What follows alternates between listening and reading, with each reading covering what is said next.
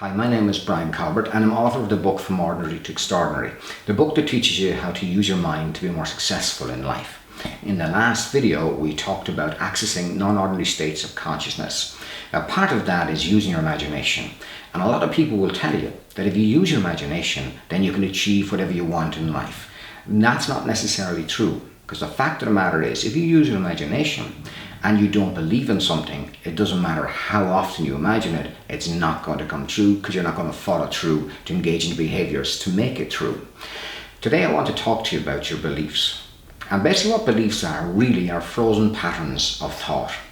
The way our brains work is we seek certainty and we look for comfort in the world. We look for understanding in the world. And how the brain does this, it creates patterns. A simple example of this would be if you look up in the sky and you'll see clouds. There's a natural response that we begin to impose shapes on them. So we'll see and make shapes. It could be elephants or lambs and all of that type of stuff. That's the brain and the pattern making machine in the brain doing its thing.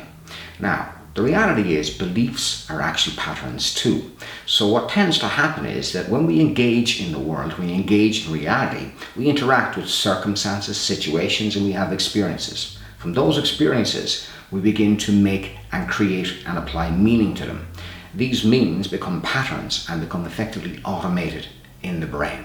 As a result, we have a lot of things that we don't question about ourselves that aren't necessarily true, but we believe them to be true. Now that's fine if you've got positive beliefs about yourself. Say that you're a really confident person, that you're a really good person, that you're a really good achiever.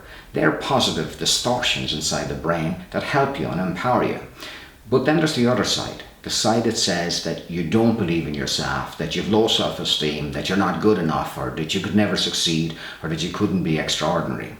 The reality is they're equally well distortions in the brain. So let me tell you just a little technique to be able to look closer at how you're actually building these assumptions, building these generalizations inside your brain. There are effectively three filters that take place in order for us to feel that certainty which the brain is searching for, which literally translates into a belief system. Effectively, when we interact with the world, we delete some information, which means we leave it out. So a good idea for you is that when you say something about yourself, when you believe something about anything, ask yourself very simply, what are you not paying attention to? What is it that's missing in your equation? So if you believe you're not confident, basically, what is it that you're not paying attention to? Are you paying attention only to the times that when you weren't confident? Are there other times when you have been confident? The next level up is the level of distortion. Because if we have a limited view of the world, if we're deleting certain information, that means then that we build up from that and we create distortions. So a good way to recognize a distortion is ask yourself, what's literally not true?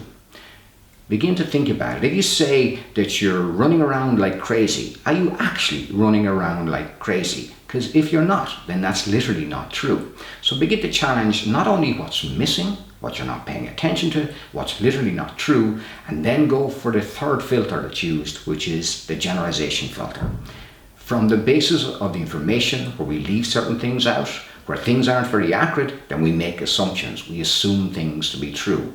We go to a therapist and we say, oh, that didn't work for me. All therapists are no good.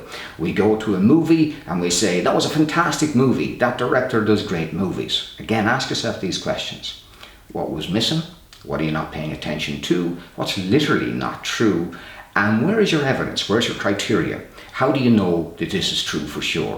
What are you assuming in that? So try these simple exercises, these simple questions on your beliefs. So if over the next week you think about something and you say you're not good enough or that you're not confident enough or you couldn't do that, begin to apply these simple questions and you begin to open up the opportunity to free up and empower yourself by breaking through some limiting beliefs. These are the things, some of the things that we talk about in the book. If you'd like to, we'd like you to go ahead and perhaps purchase the book and find out some more.